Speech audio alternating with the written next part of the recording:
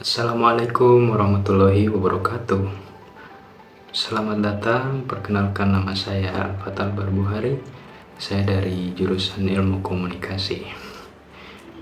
Pada video ini saya akan menjelaskan kembali materi ilmu antropologi mengenai unsur-unsur kebudayaan. Apa itu unsur-unsur budaya?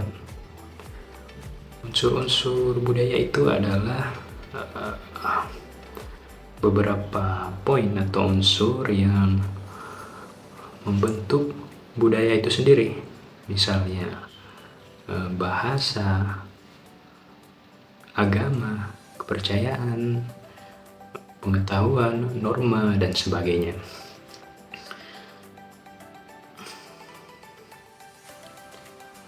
Kenapa kemudian unsur-unsur budaya itu menjadi materi kita pada video ini? Karena untuk mendalami aspek budaya maka dibutuhkanlah kita untuk memahami unsur-unsur budaya ini supaya kita semakin mudah dalam mengklasifikasikan atau mengkategorikan aspek-aspek budaya.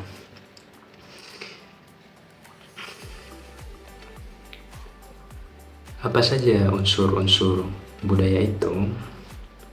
Ya, itu tadi: agama, kepercayaan, norma-norma, pengetahuan, peraturan, bahasa, kesenian, dan bermacam-macam. Tetapi menurut Profesor Dr. Konjaraningrat bahwa unsur kebudayaan itu terdiri dari 7 unsur, yaitu pertama bahasa, yang kedua sistem teknologi, yang ketiga sistem ekonomi, yang keempat organisasi sosial, yang kelima sistem pengetahuan, yang keenam religi atau kepercayaan, dan yang terakhir itu adalah kesenian. Nah, yang pertama itu bahasa. Apa sih itu bahasa? Bahasa itu adalah cara kita berkomunikasi. Seperti saat ini, saya ini sedang berbahasa, berkomunikasi kepada kalian sebagai penonton. Nah, kenapa kemudian bahasa itu menjadi unsur yang membentuk kebudayaan? Karena jika kita pikirkan, jika tidak ada bahasa, maka itu tidak ada cara untuk berkomunikasi. Maka dari itu, tidak ada cara untuk mentransfer budaya itu. Jadi, tidak ada budaya, tidak ada bahasa, tidak ada juga budaya. Nah, selain itu, bahasa itu juga bisa digunakan sebagai identitas atau mengidentifikasi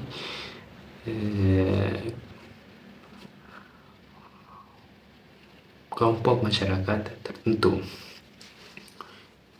Identitas mereka, misalnya orang luar memandang kita sebagai bangsa yang kuat, bangsa yang bersatu meskipun beragam. Kenapa? Karena mereka bisa mengidentifikasi dari bahasa yang kita gunakan, bahasa Indonesia, yang mempersatukan kita di dalam perbedaan. Sebagaimana bahasa Indonesia itu adalah bahasa persatuan dan sudah menjadi seperti itu semenjak Sumpah Pemuda, ya, di mana disepakati bahwa bahasa Indonesia itu adalah bahasa persatuan. Nah, itu tadi kita bisa diidentifikasi sebagai bangsa Indonesia karena kita disatukan oleh Bahasa Persatuan Bahasa Indonesia. Nah, yang kedua itu sistem teknologi.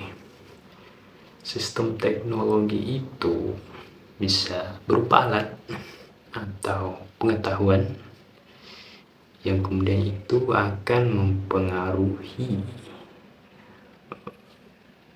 pola atau membentuk kebiasaan dalam suatu kelompok masyarakat. Misalnya, kalau kita lihat orang-orang dulu itu hidup secara nomaden atau berpindah-pindah, karena pada saat itu sistem teknologi yang dimiliki itu alat berburu. Nah, maka alat berburu itu kemudian mempengaruhi bagaimana kehidupan manusia pada saat itu berburu untuk mencari makanan, sampai kepada ketika manusia itu mulai punya pengetahuan mengenai cara bercocok tanam. Nah, disitulah kemudian berubahlah pola kebiasaan hidup dari manusia itu, yang tadinya dia hidup secara nomaden, sekarang dia sudah bisa memilih tempat untuk tinggal dan bercocok tanam. Maka dari itu kemudian kenapa sistem teknologi itu menjadi unsur yang juga mempengaruhi kebudayaan, yang membentuk kebudayaan. Nah, selain itu sistem teknologi itu juga bisa digunakan dalam mengidentifikasi kelompok masyarakat.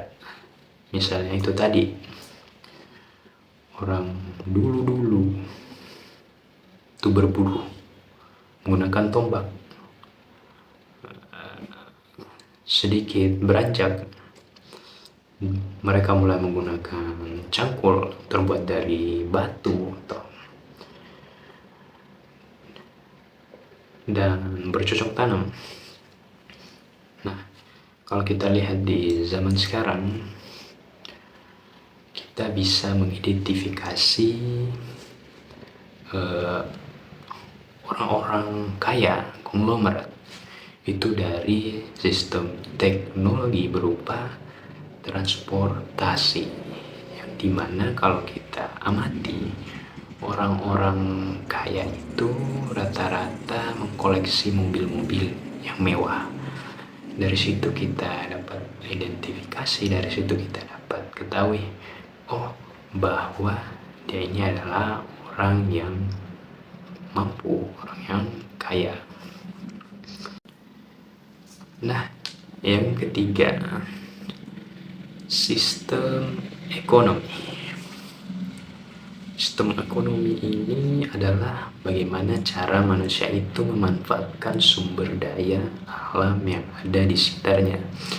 Jadi tidak hanya soal uang, tapi juga soal sumber daya seperti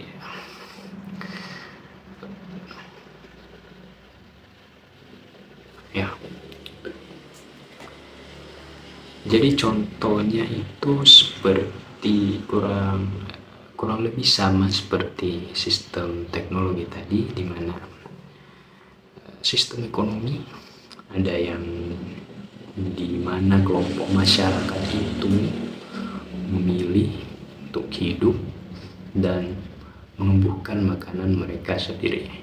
Itu memiliki sebutannya tersendiri, dan kita bisa mengidentifikasi mereka dari sistem ekonomi yang mereka miliki itu. Kemudian selain itu ada contoh sistem ekonomi kapitalis, di mana yang kita tahu negara yang menganut sistem ekonomi kapitalis itu Amerika, meskipun sekarang itu lebih banyak campuran. Nah, sistem ekonomi kapitalis itu kita bisa melihat bagaimana sistem ekonomi kapitalis itu mempengaruhi masyarakatnya, manusianya. Misalnya pada kelompok masyarakat yang menganut sistem tersebut, kita dapat melihat adanya kesenjangan, kontras antara si kaya dan si miskin. Kenapa itu bisa terjadi? Ya karena itu dipengaruhi oleh sistem ekonomi yang mereka anut. Ada juga sistem sosialis atau komunis teratur, di mana dia berbeda jauh dengan sistem ekonomi kapitalis. Kalau kapitalis itu ada istilah orang kaya semakin kaya. Nah, di sistem ekonomi ini itu semua orang itu sama, tidak ada kaya, tidak ada miskin. Untuk contoh negara yang menganut sistem ekonomi itu mungkin sulit untuk ditemui karena rata-rata negara sekarang itu menganut sistem ekonomi campuran. Nah, kalau kita lihat di sistem ekonomi kapitalis, masyarakatnya ada kesenjangan. Secara kasar kita juga bisa melihat di sistem ekonomi komunis atau teratur itu justru masyarakatnya itu kuat atau gotong royong. Karena itu tadi, semua itu milik bersama, semua memiliki hak yang sama. Nah, selanjutnya organisasi sosial.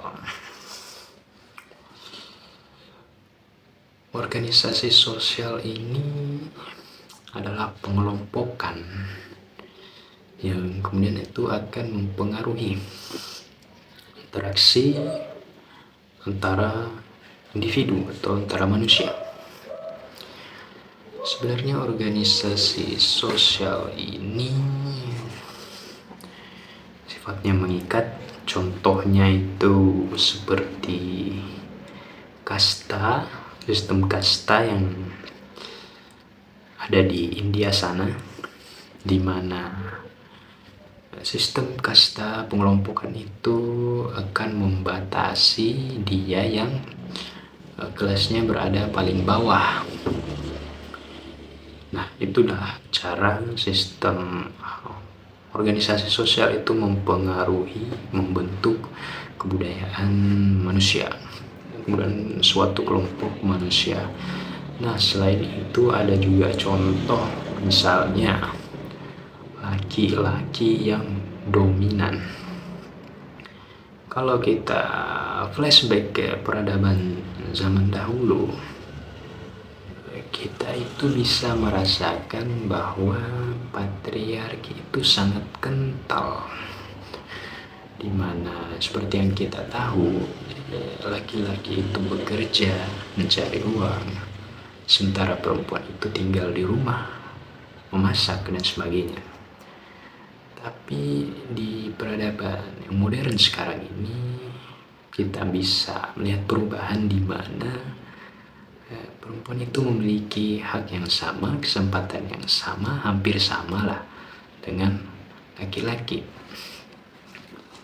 Jadi untuk pembahasan patriarki itu menjadi hal yang sangat sensitif, bisa dibilang, karena orang-orang modern itu sudah mulai terbuka pikirannya, dan mereka percaya bahwa perempuan dan laki-laki itu bisa memiliki kesempatan yang sama.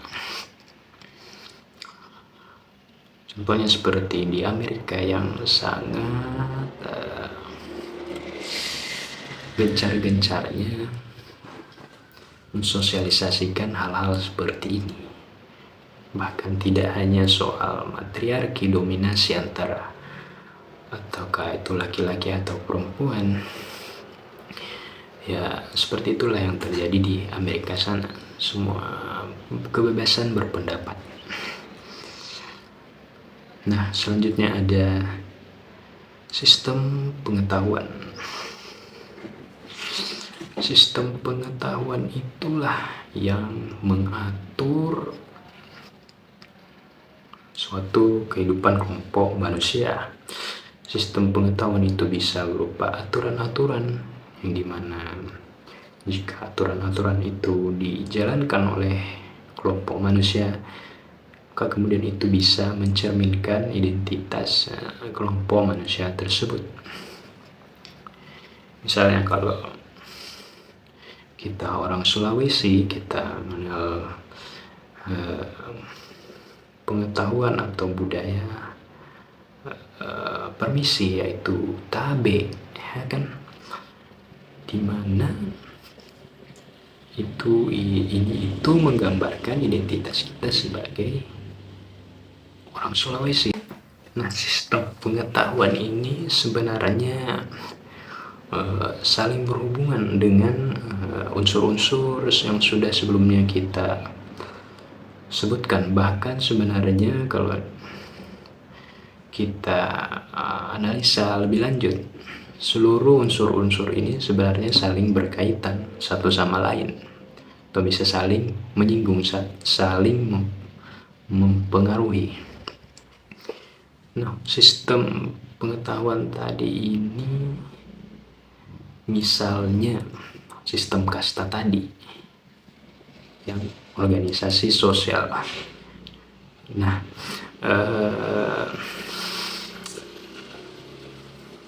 pengetahuan akan sistem kasta yang menjadi pengetahuan itu kemudian diwariskan.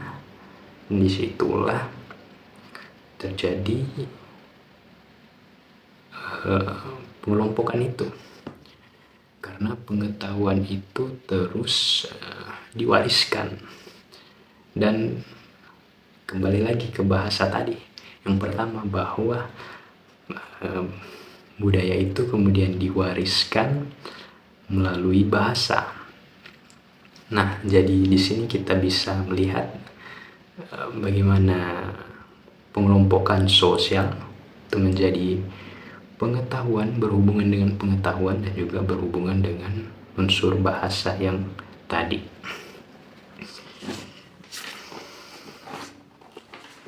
Nah, selanjutnya ada sistem religi atau kepercayaan.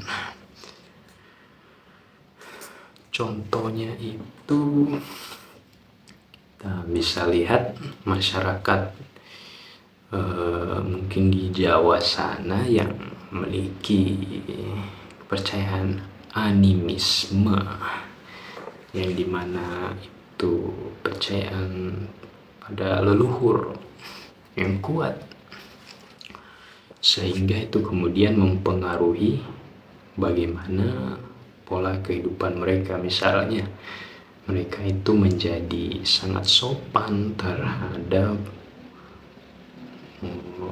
orang yang lebih tua daripada mereka. Selain animisme juga ada agama Islam, agama Kristen, dimana itu juga mempengaruhi bentuk kehidupan, kebiasaan kelompok manusia yang kemudian menjadi budaya. Nah, yang terakhir itu adalah kesenian. Kesenian itu adalah keunikan dari suatu kelompok masyarakat, sebuah nilai keunikan estetika. Itu bisa berupa rumah adat, tarian, sastra, dan sebagainya.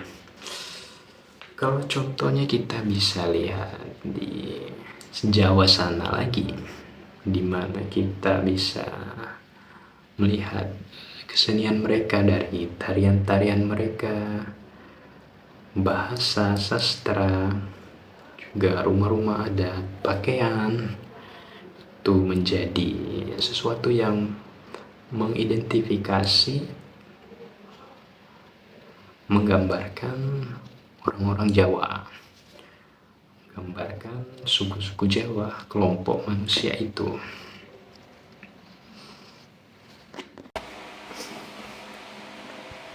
Nah, dari unsur-unsur yang sudah kita sebutkan tadi itu, sebenarnya apabila kita cermati lebih dalam lagi bahwa sebenarnya unsur-unsur tersebut itu saling berkaitan dan juga bisa saling mempengaruhi satu sama lain. Misalnya kita katakan unsur religi dan unsur kesenian itu bisa saling mempengaruhi satu sama lain. Contohnya seperti seni kaligrafi dan estetika bangunan, yang dimana itu mengambil estetika bangunan dari timur, dari timur tengah, seperti itu. Kemudian bagaimana juga misalnya sistem ekonomi dan sistem teknologi itu bisa saling pengaruhi. Misalnya kalau kita